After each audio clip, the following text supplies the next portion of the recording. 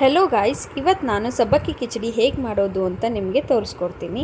ಮೊದಲಿಗೆ ನಾನು ಒಂದು ಪ್ಯಾನಲ್ಲಿ ಒಂದು ಸ್ವಲ್ಪ ಆಯಿಲ್ ತೊಗೊಂಡಿದ್ದೀನಿ. ಇನ್ನೊಂದು ಚೂರು ಇದಕ್ಕೆ ಬೇಕಾಗುತ್ತೆ. ಸೊ ಅದಕ್ಕೆ ನಾನು ಸ್ವಲ್ಪ ಆಯಿಲ್ನ ಆ್ಯಡ್ ಮಾಡ್ಕೊಳ್ತಾ ಇದ್ದೀನಿ.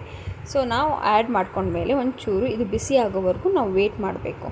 ಸೊ ಇವಾಗ ಬಿಸಿ ಆಗಿದೆ. ಇವಾಗ ನಾವು ಈ ಪಾತ್ರೆಗೆ ಚೂರು ಆಯಿಲ್ಗೆ ನಾವು ಸಾಸಿವೆ ಮತ್ತು ಜೀರಿಗೆನ ಸೇರಿಸ್ಕೊಳ್ಳೋಣ.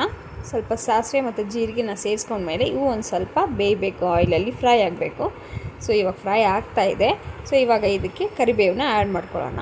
ಸೊ ಕರಿಬೇವನ್ನ ಆ್ಯಡ್ ಮಾಡ್ಕೊಂಡ್ಮೇಲೆ ಇದೊಂದು ಚೂರು ಫ್ರೈ ಆದ ತಕ್ಷಣವೇ ನಾವು ಇದಕ್ಕೆ ಹಸಿಮೆಣ್ಸಿನ್ಕಾಯಿನ ಆ್ಯಡ್ ಮಾಡ್ಕೊಳ್ಳೋಣ. ನಾನು ಇಲ್ಲಿ ಒಂದು 7ರಿಂದ 8 ಹಸಿಮೆಣ್ಸಿನ್ಕಾಯಿನ ತೊಗೊಂಡಿದ್ದೀನಿ. ಸೊ ಇದನ್ನು ನಾವು ಚೆನ್ನಾಗಿ ಸ್ವಲ್ಪ ಫ್ರೈ ಮಾಡ್ಕೋಬೇಕು ಆಯಿಲಲ್ಲಿ. ಸೊ ಇದು ಚೆನ್ನಾಗಿ ಫ್ರೈ ಆಗಿದೆ. ಇವಾಗ ಇದಕ್ಕೆ ನಾವು ಈರುಳ್ಳಿನ ಆ್ಯಡ್ ಮಾಡ್ಕೊಳ್ಳೋಣ. ನಾನಿಲ್ಲಿ 2 ಈರುಳ್ಳಿನ ತೊಗೊಂಡಿದ್ದೀನಿ. ಇದನ್ನು ಆ್ಯಡ್ ಮಾಡ್ಕೊಳ್ಳಿ. ಹಾಗೆ ಸ್ವಲ್ಪ ಉಳಿದಿರುವಂಥ ಕರಿಬೇವನ್ನ ಕೂಡ ಇದಕ್ಕೆ ಆ್ಯಡ್ ಮಾಡ್ಕೊಂಬಿಡೋಣ. ಸೊ ಇವನ್ನೆಲ್ಲನೂ ನಾವು ಚೆನ್ನಾಗಿ ಫ್ರೈ ಮಾಡ್ಕೋಬೇಕು. ನಾನು ಇವಾಗ ಇದಕ್ಕೆ ಅರಿಶಿನ ಹಾಕ್ಕೊಂಬಿಟ್ಟು ಒಂಚೂರು ಫ್ರೈ ಮಾಡ್ಕೊಂಡಿದ್ದೀನಿ.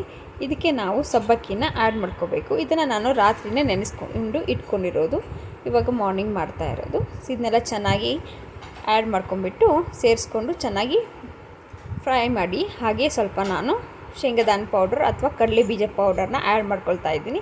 ಇವಾಗ ನೋಡ್ತಿರೋ ಹಾಗೆ ರೆಡಿ ಆಗಿದೆ. ತುಂಬಾ ಚೆನ್ನಾಗಿದೆ ಟೇಸ್ಟ್.